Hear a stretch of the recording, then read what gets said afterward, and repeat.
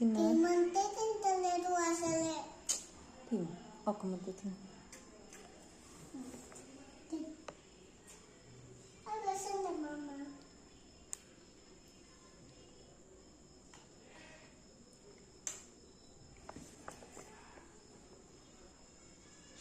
నువ్వే చేయమన్నావా?